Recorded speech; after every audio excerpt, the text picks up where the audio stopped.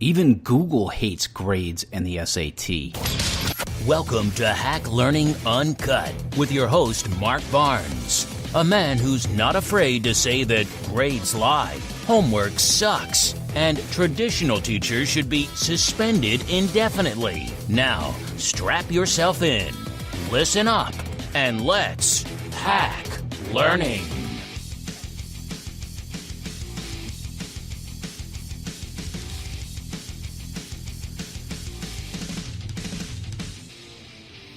We're uncut today on another Friday. I call it Hacky Hour, and my wife really hates that. She thinks it's just corny, but of course my kids say I'm corny, so that's okay. I'll live with corny, and hopefully you will too.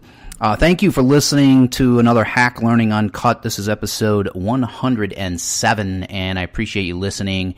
Just this past week, I had a number of people tweet at me about loving the show. I had some people sharing it out on Twitter, and I appreciate that.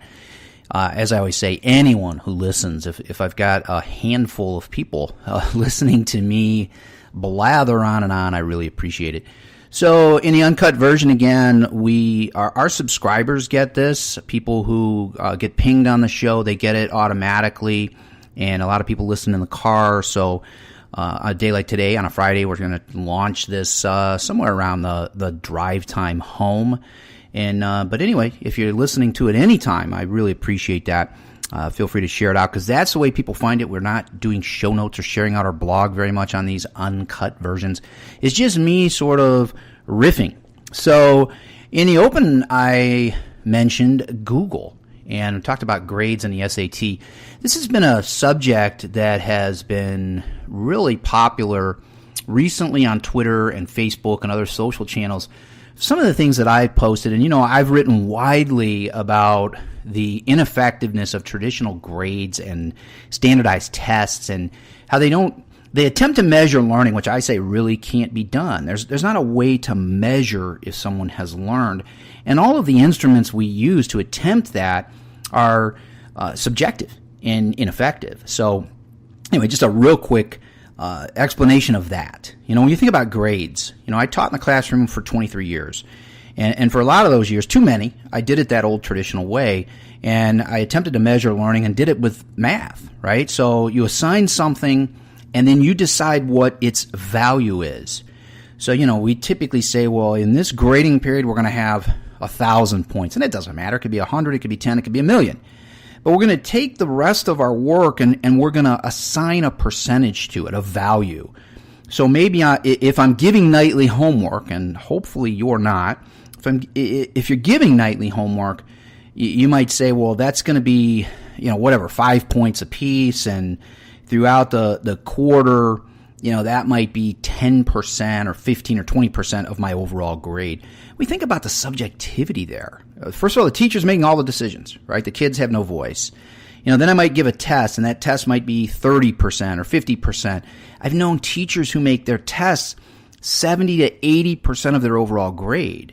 So here's the problem. When you take kids who maybe don't test well because of a variety of reasons, and there's so many reasons why kids underperform in school. Most of them have to do with their lives outside of school.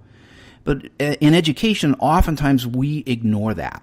And that's a problem, obviously. So we started talking about this on Twitter, and I put a tweet out that said, if teachers stop giving grades and students stop taking the SAT, will colleges stop admitting new freshmen? Or will admissions deans figure out new ways to evaluate applicants? Now, this was shared and retweeted, and there was a whole big conversation on there. And some people were saying, how are you going to evaluate learning if you do this? What will colleges do? How will they decide if you have thousands of applicants? What are they going to do to evaluate those kids and their readiness for college? Someone else said if you're going to have one kid stop taking the SAT, then to be effective, they all have to. And then people pushed back and said, nah, you really just need a lot of kids. So, and I said, at this point in time, somebody said, what's your plan? I said, well, I don't have a plan at this very moment, but I will have a plan, because that's what we do at Hack Learning. We solve problems. So, if we were tackling this, we would come up with a step-by-step. You can't grab kids, around the collar and say, no, I'm not going to let you go take that test. But there has to be an incentive for them to say, I'm not going to do it. Maybe it's as simple as, I don't want you to judge me from me sitting in a chair for 3 hours and bubbling in bubbles on a test. Or even if I'm writing an essay, whatever it is. I don't even know what the SAT looks like anymore. It's been so long for me. So regardless of that, I don't think it's any way to assess if a kid can learn. Now, let's go back to the Google thing. I found this, someone shared this today over on the Teachers Throwing Out Grades Facebook group, right? How appropriate is that? So there's 8,000 people there from all over the world talking about reimagining assessment. They say traditional grades don't work, tests don't work. Let's try and do this differently. So this is a real thing. This no grades classroom and this sort of getting away from standardized testing. It is a real movement. So on that Facebook group, someone shared an article over on Medium, and it was originally posted at Psychology Today and written by Peter Gray. And he's talking about the ineffectiveness of testing. And the article says inverse relationship between GPA and innovative orientation. The more students focus on tests, the less creative they become. So this is sort of on the periphery of our argument, or maybe this is a bullet point for my argument that testing is no way to assess performance. And if I'm running a college and I want to get the best kids at my college, then for me, I don't want to use a test score. And now I go to one of the most successful organizations on the planet, Google. And, a lot of people don't like Google for various reasons. There's Google has been politicized quite a bit. And this is not a commercial for Google at all. The only thing I will say in this podcast episode is that Google is successful. I mean, I don't think you can argue that. And they're also creative and innovative. And they have brought us things and taken us places technologically that no one else has. So it's hard to argue at their success. And what Google says is, we're not really interested in a GPA or an SAT score. And there's a quote in this article, and they're quoting a New York Times interview. I want to make sure to cite sources here. And in this interview, it says that Laszlo Bach, who is a senior vice president of people operations at Google. What a cool position, right? People operations. He said in this interview, one of the things we've seen from all our data crunching is that GPAs, grade point averages, are worthless as a criteria for hiring. And test scores are worthless. Google famously used to ask everyone for a transcript and GPAs and test scores, but we don't anymore, says Laszlo Bach, senior vice president of people operations at Google. We don't anymore unless you're just a few years out of school. We found that they don't predict anything. Now, this post, and again, I'm reading over at Medium, where they have reposted Peter Gray's article at Psychology Today blog. So you could find these things very easily if you wanted to. If we were doing show notes, I would link it there, but we're not. But maybe I can link this right on the podcast description. And if you're seeing that, you can get it. So he goes on to say, this is Bach from Google.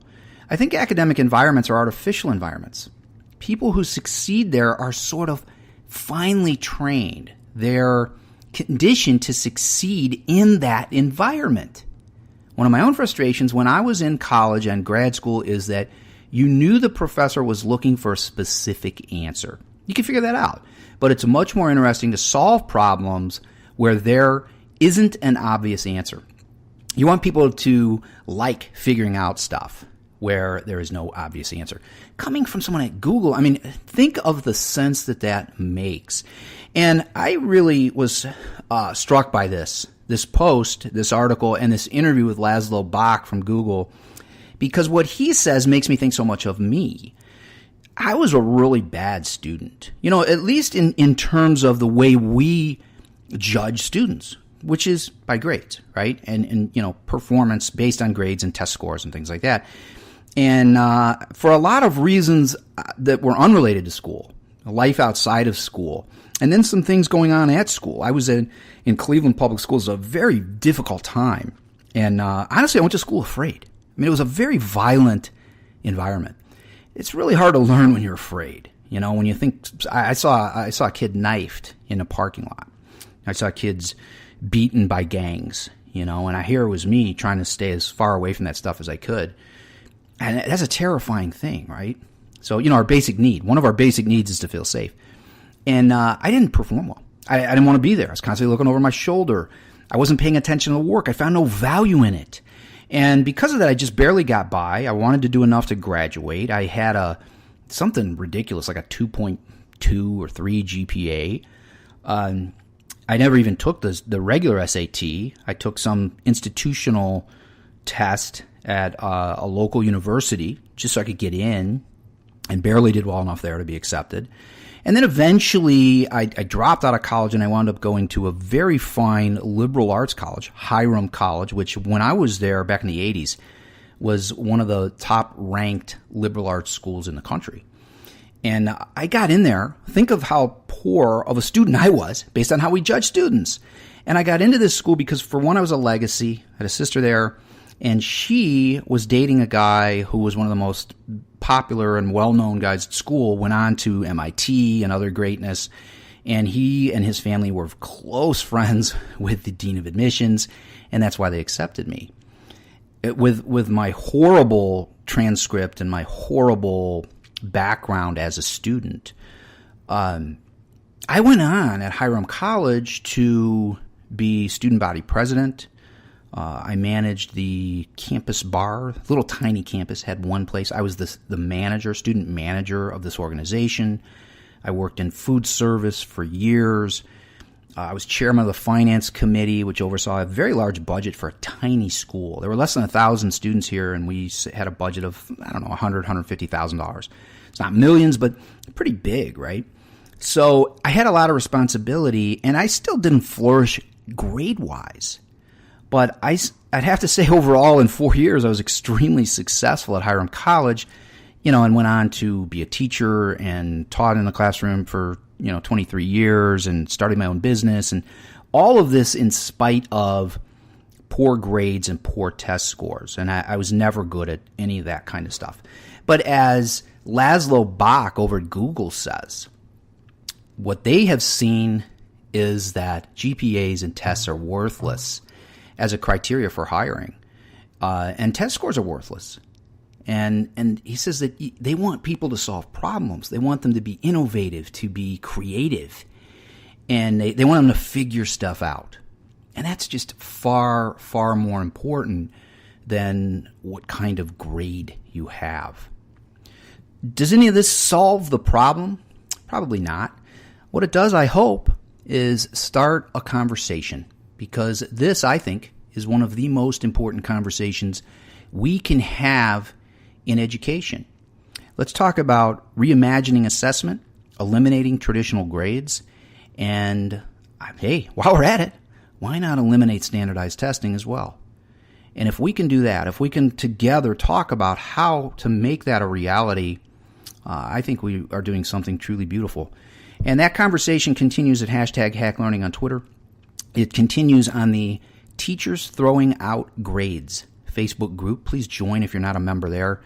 And a marvelous resource is Hacking Assessment by Star Saxton, and you can find that on Amazon just by searching Hacking Assessment. You can also go to hackingassessment.com. Thank you for listening. Looking forward to continuing the conversation about assessment and tests. Thanks for listening to Hack Learning Uncut with your host, Mark Barnes, an edu-hacker who says you don't need another 5-year plan.